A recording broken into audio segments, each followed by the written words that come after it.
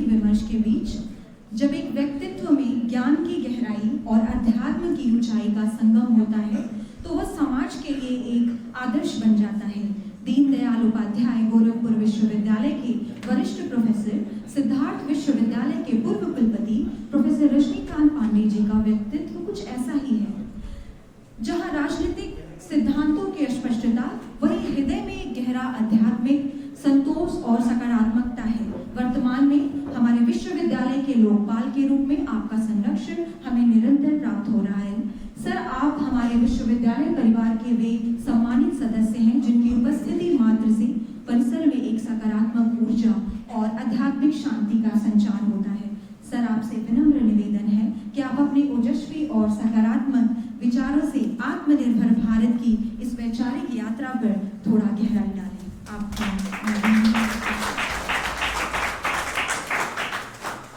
धन्यवाद।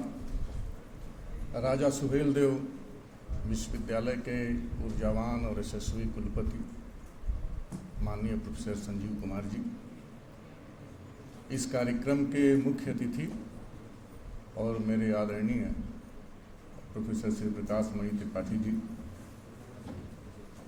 इस विश्वविद्यालय के कुल सचिव डॉक्टर अंजनी कुमार मिश्र जी, हमारे समक्ष बैठे हमारे मित्र प्रोफेसर विनोद कुमार सिंह जी, जो गोरखपुर विश्वविद्यालय में डिफेंस और स्ट्रेटेजिक डिपार्टमेंट के विभागाध्यक्ष हैं, रजनी चौबे जी, प्रीति चौधरी जी, सुजीत जी, डॉक्टर राय और इस कार्यक्रम में उपस्थित सभी प्रतिभागी मित्रों। सबसे पहले तो मैं राजनीति विज्ञान विभाग के शिक्षकों को बहुत बहुत बधाई देता हूं कि एक साथ उन्होंने 3 पुस्तकें यहाँ पर प्रकाशित की और इसके साथ साथ मैं इस विश्वविद्यालय के कुलपति को भी इसके लिए बधाई देता हूँ कि उनके नेतृत्व में राजनीति विज्ञान विभाग बहुत तेज़ी के साथ अपने ज्ञान का विस्तार कर रहा है, क्योंकि ये ऐसा विभाग है जो अभी बिल्कुल हमारे जो नौजवान मित्र हैं वो बहुत ऊर्जावान क्षमता के साथ अपने ज्ञान का प्रसार कर रहे हैं। तो निश्चित रूप से विश्वविद्यालय के कुलपति की बहुत बड़ी भूमिका होती है विश्वविद्यालय को ज्ञान का केंद्र बनाने में, और उनका जरूर बहुत सहयोग रहा होगा जिससे कि ये पुस्तकें आईं। और सबसे अच्छी चीज़ उसमें मैंने देखा कि शोध छात्रों ने बहुत अधिक संख्या में अपने पेपर लिखे हैं। तो आज ज़रूरत यही है कि हमारे जो नौजवान हैं वो अपनी सोच को इन पुस्तकों में प्रसारित कराएं। तो पूरे विश्वविद्यालय परिवार को इसके लिए मैं बहुत बहुत धन्यवाद देता हूँ।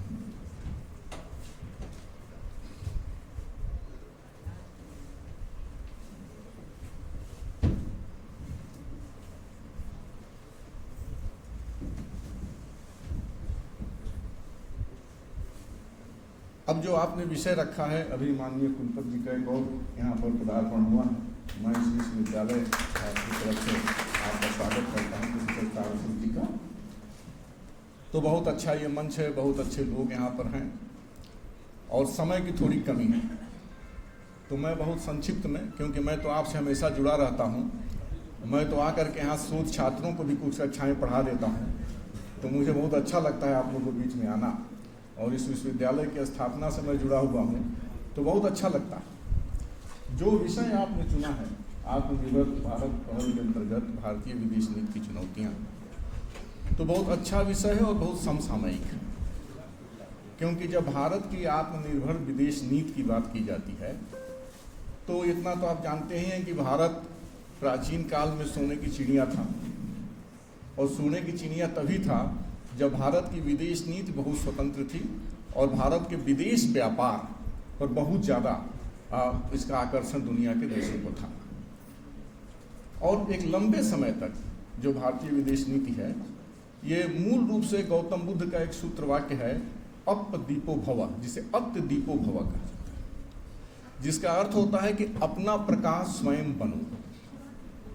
तो ये उसी आधार से भारतीय विदेश नीति चलती है कि हम दुनिया में अपने आप को स्थापित करना चाहते हैं। चूंकि हमारे विदेश स्वतंत्र विदेश नीति का जन्म बाईपोलर वर्ल्ड सिस्टम में हुआ, जो द्विध्रुवीय व्यवस्था थी, उस द्विध्रुवीय व्यवस्था में जो शीत युद्ध था, उस समय हमारी विदेश नीति ने जन्म लिया।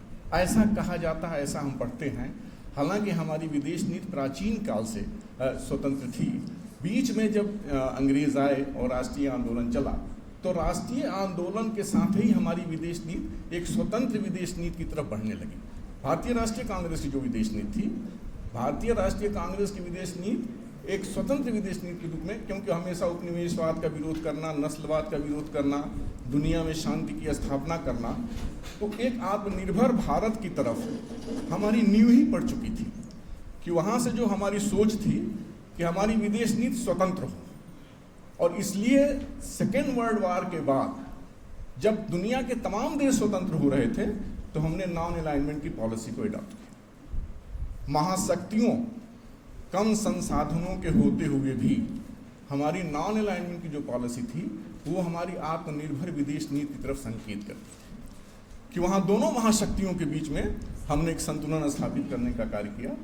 जब तीसरा स्टेज आया और जब ये दुनिया में स्थापित होने लगा सोवियत रूस के कोलैप्स करने के बाद, और अमेरिका ने ये क्लेम किया कि दुनिया यूनिपोलर वर्ल्ड पॉलिटिक्स हो चुकी है, एक देश का आधिपत्य है, तब हमने एलपीजी को इंट्रोड्यूस किया, लिबरलाइजेशन, प्राइवेटाइजेशन और ग्लोबलाइजेशन। वहाँ से हमने इकोनॉमिक रिफॉर्म्स और उस इकोनॉमिक रिफॉर्म से हमने दुनिया के सामने खड़े होने का एक बहुत ही बेहतरीन रास्ता चुना।